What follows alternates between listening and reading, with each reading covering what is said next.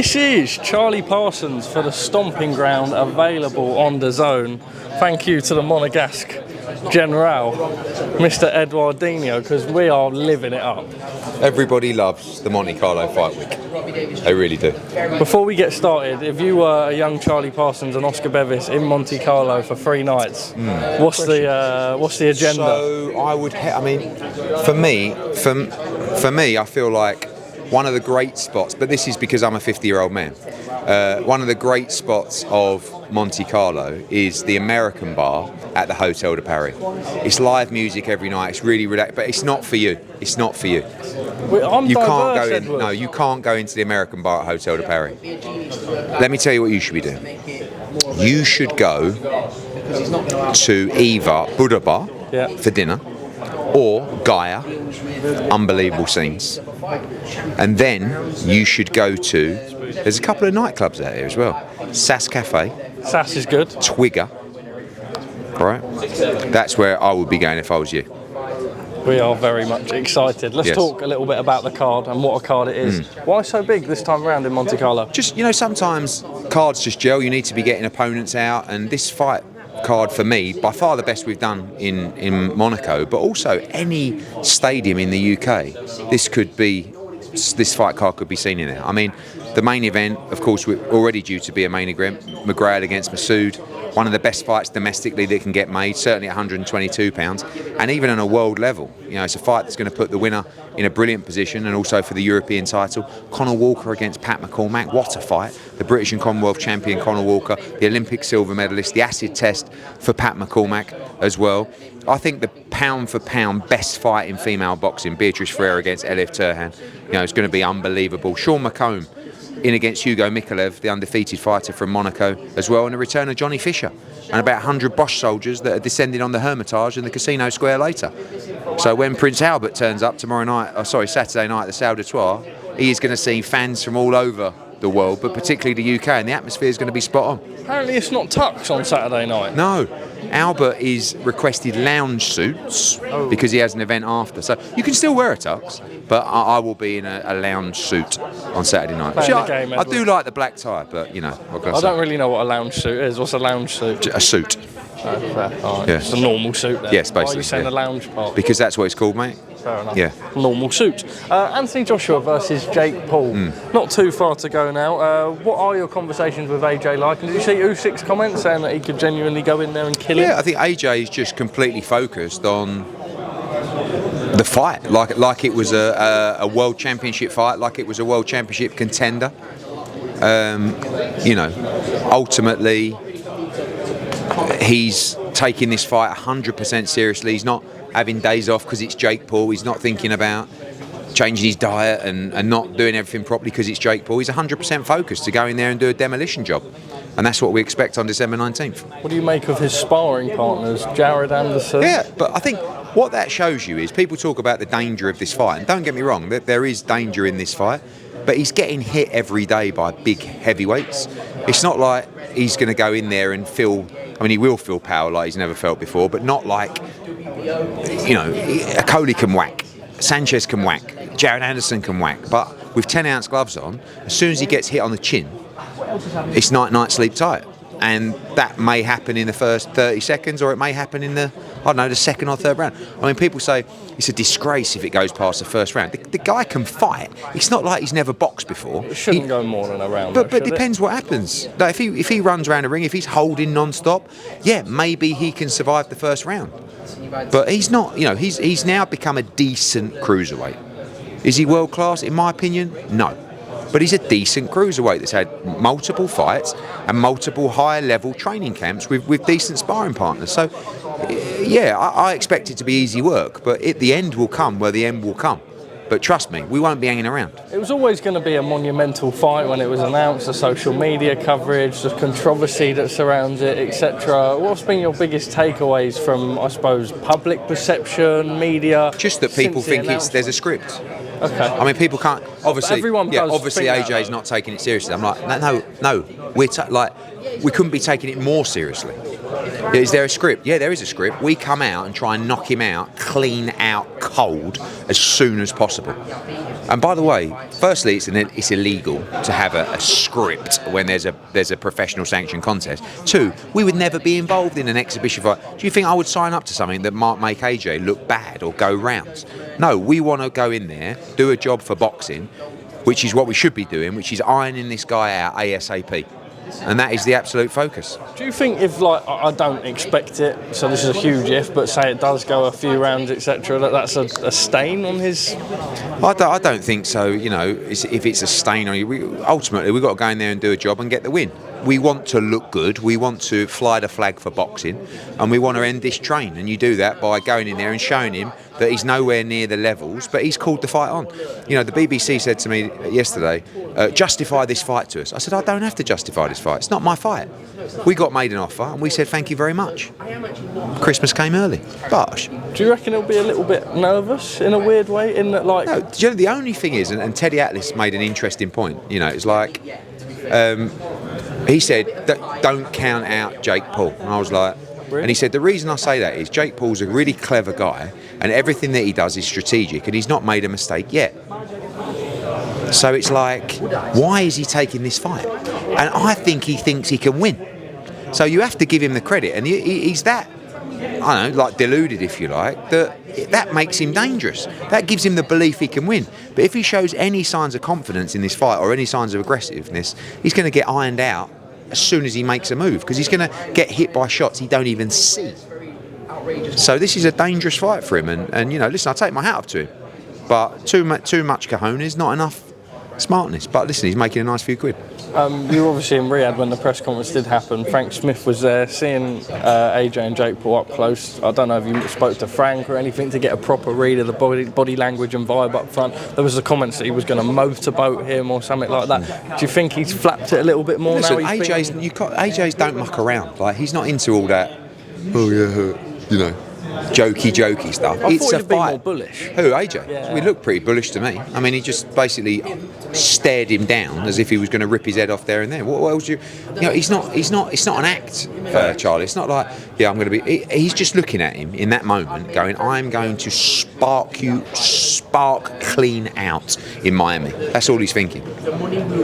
Because this is like the comeback, if you like, of the Daniel Dubois fight. So all that frustration of the last year or so, the injuries, everything, he's ready to unleash. He's currently 244.7 pounds, which would suggest at that weight, I know he did it for the Ruiz second fight in Saudi Arabia. Do you know what? That has been a blessing. Really? Because I think he's been too heavy. And he said to me the other day, I'm so happy that I had to make this weight because I feel unbelievable. I think the better Anthony Joshua comes when he's a little bit lighter, to be honest. And yeah, it's been a good experience.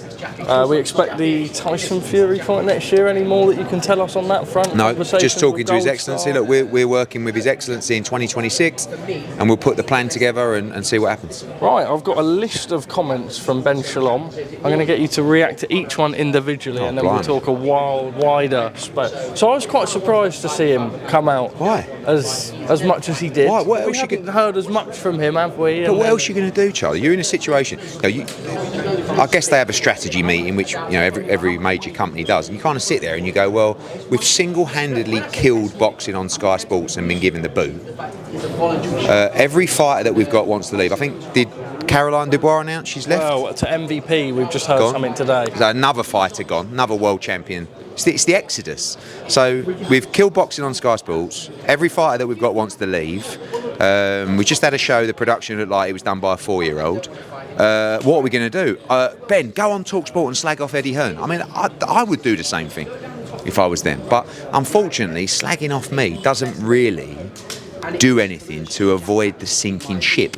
What it can do is deflect from what's happening. They lost their biggest star, Ben Whitaker. They've now lost their biggest female star in Caroline Dubois, and their best fighter there.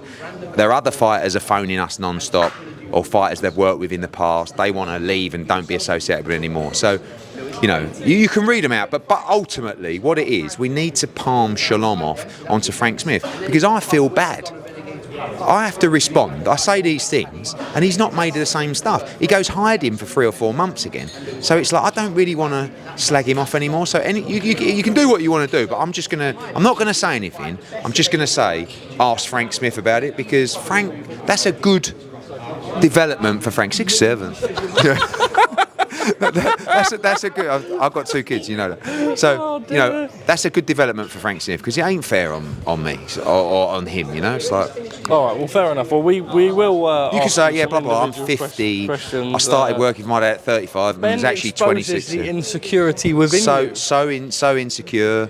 I nearly spat out my caviar in Monaco. That's how badly I took it. You're but ultimately, man, but that was arrogant, Edward. I'm arrogant. I'm unbelievable. I'm the best promoter in the world. It's not insecure. It's fact. Look at my resume.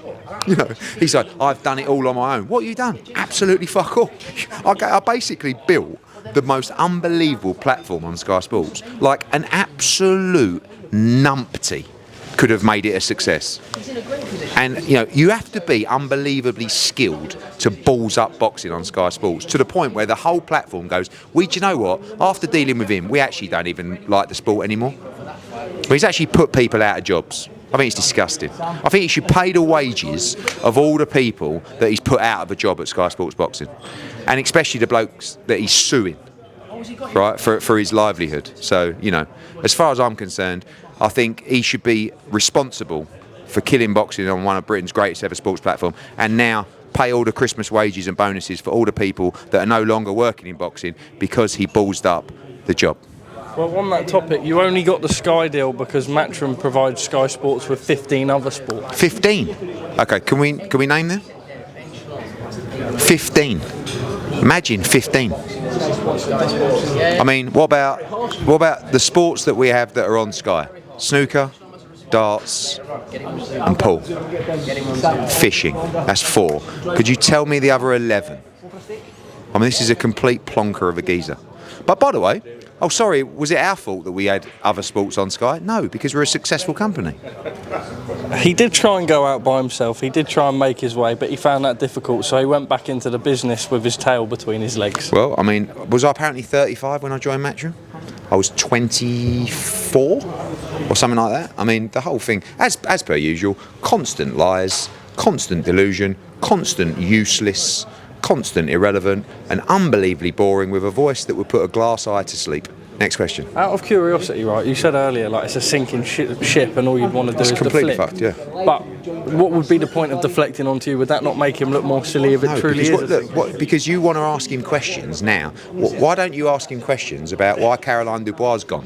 Why Lauren Price has been without a fight, looking to leave? Why all your other fighters are looking to leave? But you don't, because what you do is you deflect and you talk about me. So all the questions are, Ben, what else have you got to say to Eddie? You won't even ask him. Caroline Dubois just left.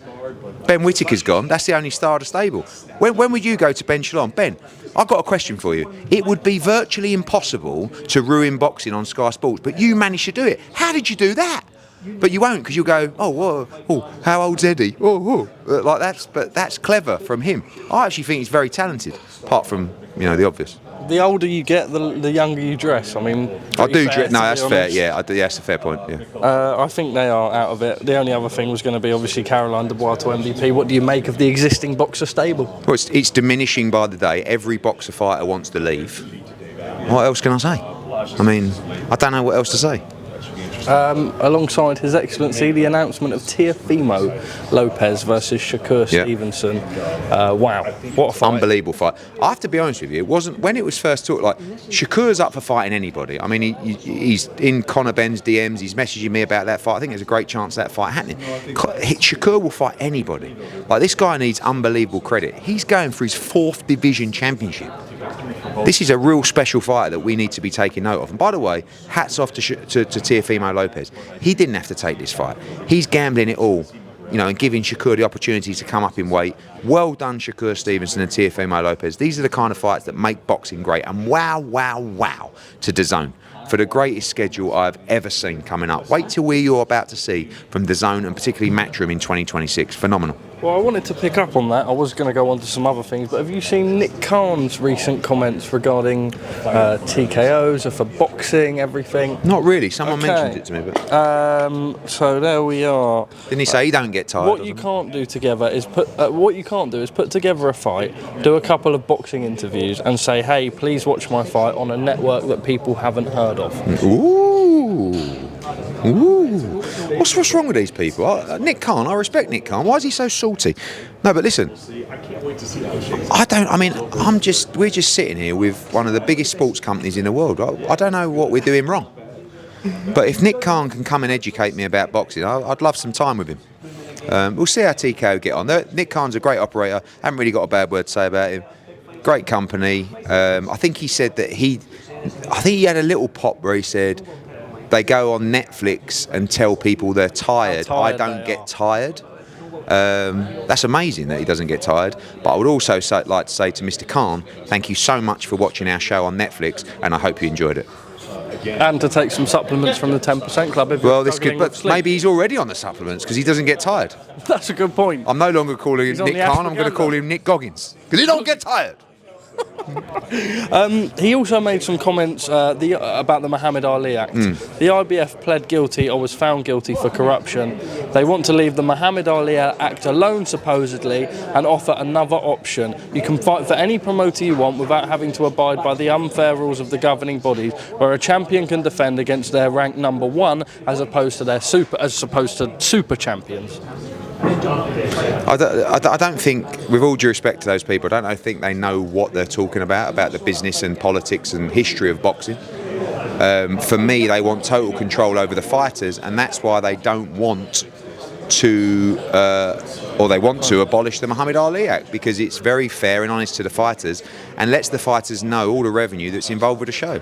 To be honest with you, I get people come to me, Eddie, do you want to fight back on the Muhammad Ali Act? I'm like, listen, Dana White's Donald Trump's mate. What do you think I'm going to do about it? Ultimately, they're going to do what they're going to do. I think the intention to abolish the Muhammad Ali Act shows you everything and shows fighters everything they need to know. They're going to do well in boxing. They're smart people. They're a great company. So I'm looking forward to it. Can they hurry up though? Because it seems a bit quiet. Yeah, I was going to say we've not had anything. It's supposed to be 2026 though, right? Oh yeah, but it was supposed to be 2025. Then it was January 2026. Well, January 2026 is next month. So when's their first show? Hurry up. And the DAZN schedule seems exciting. Right, unbelievable. So what kind of fights do you expect them to have and secure the rights? I'm sure they'll get a couple of big names, I'm sure, and they'll do this league. Charlie, they're not... Look, Nick Khan's a smart guy, right? Very smart guy. Dana White, great promoter. They're not going to fail. But can they change boxing? Because they seem to think that boxing is broken and they're going to revolutionise the sport. Let's see. I know what we're doing, we're focusing on ourselves, but they're a real challenge. I mean, you're not talking about Shaloms, right? You're talking about proper operators. This is, I'm not focusing on some geezer saying I'm 50. I'm focusing on Dana White and Nick Khan. These are proper players, proper businesses. That's a real test. That puts the fear in me.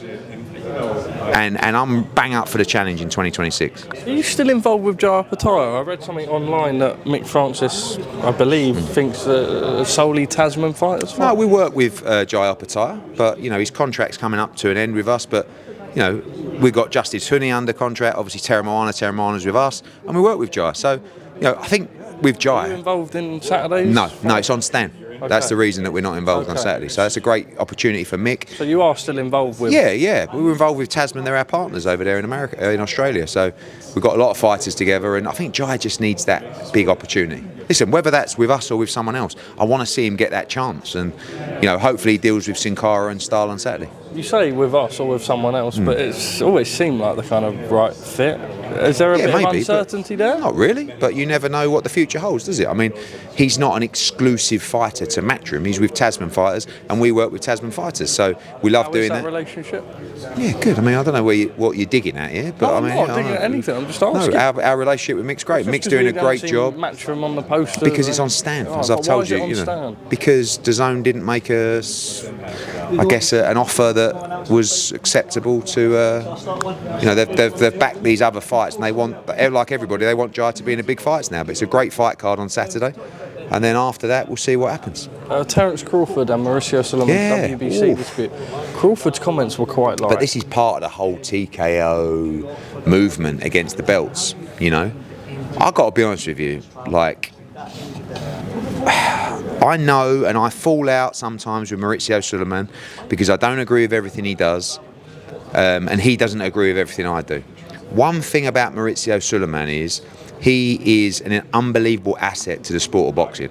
The WBC title, and look, the Ring Magazine Championship, another great belt as well, but the WBC Championship is so important to the sport of boxing and the history of the sport of boxing. There's always a reluctancy from fighters to pay sanction fees to governing bodies, right? That's not unusual in any walk of life, right?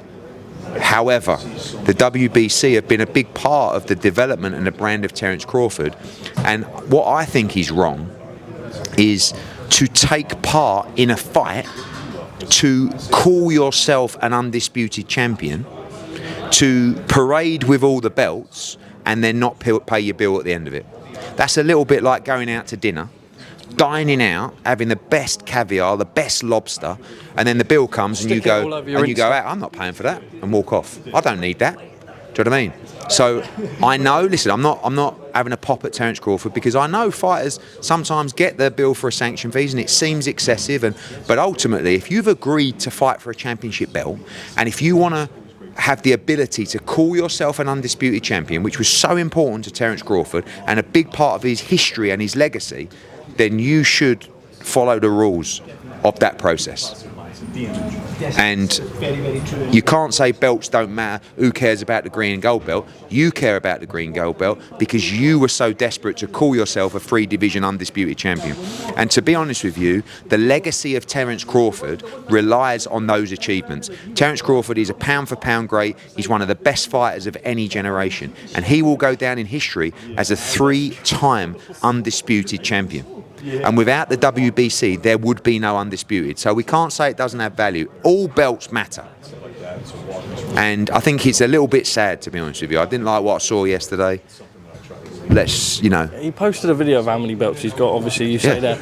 Do you not think that sometimes when fighters are, I say spoiled, they've been spoiled by their own accomplishments, but kind of where he's so used to, like, oh, it's just another belt for me because he's that good, Charlie, that it gives him that... The fact that he's filming all that stuff and the fact that he has a cabinet at home and that means so much to him tells you that belts matter. Right? Do you see his one rack with all the WBC championships as well?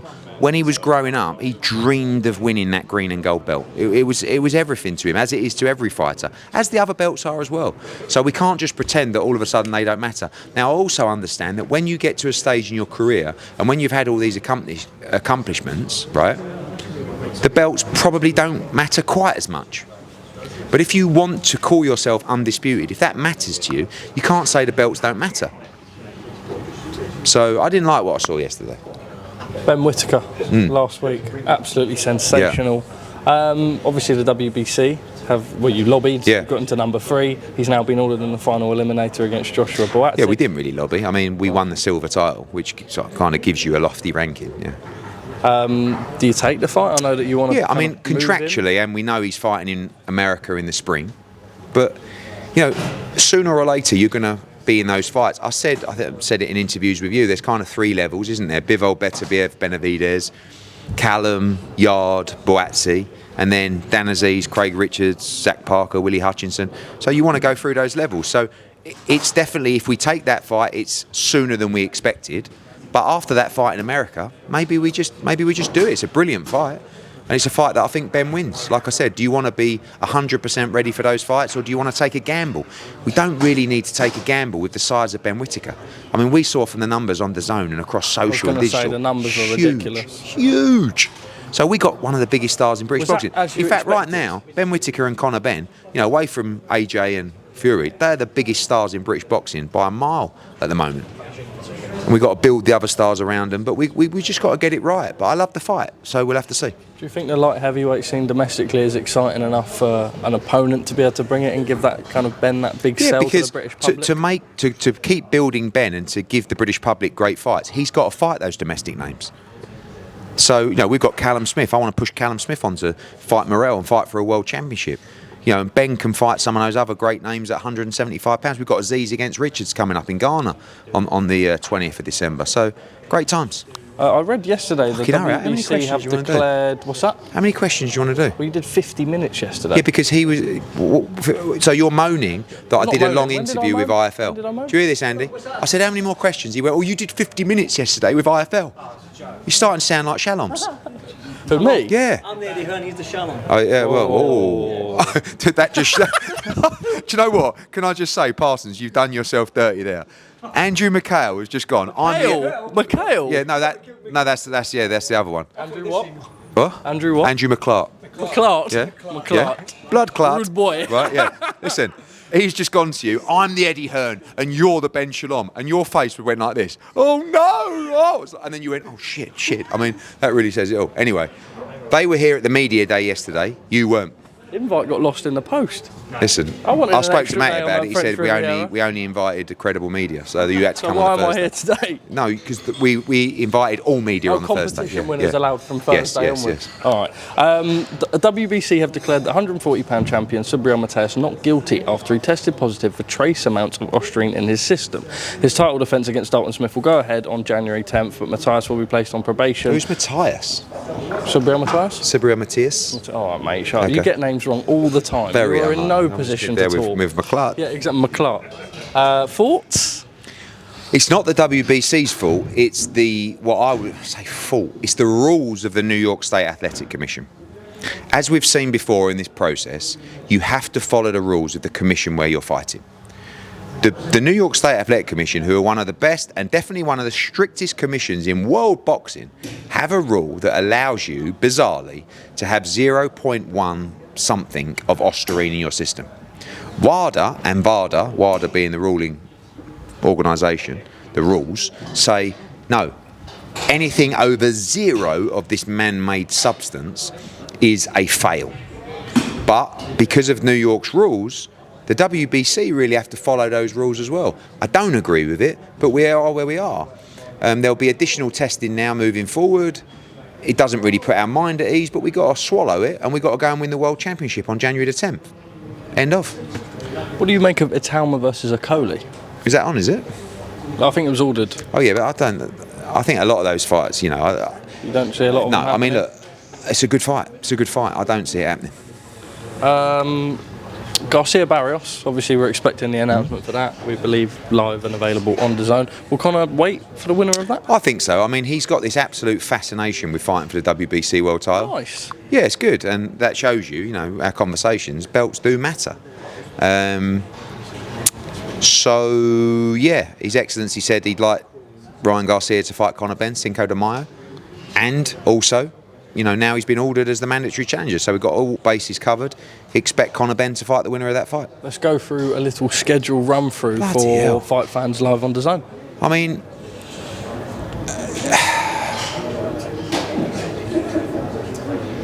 this Saturday, we bring you unbelievable action from the Principality here in Monaco for the best fight card we have ever seen at the wonderful Salle d'Etoile. Next week in Stockton, California, is another drop-dead fight card.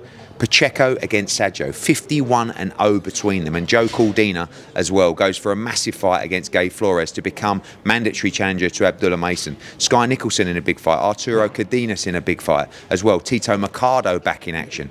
And just a few days later, Anthony Joshua will take on Jake Paul in Miami. Complete madness. The night after, it's Matchroom's first ever show in Africa. And by the way, I forgot to say, 2 days before that, the Young Guns are at the Indigo in the O2 for another big midweek night live on DAZN.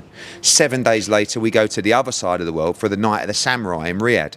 What a fight card. And then when we go into January, what a year incoming. Of course, we said Dalton Smith challenges for the world title January the 10th, but then we get into the big stuff on DAZN.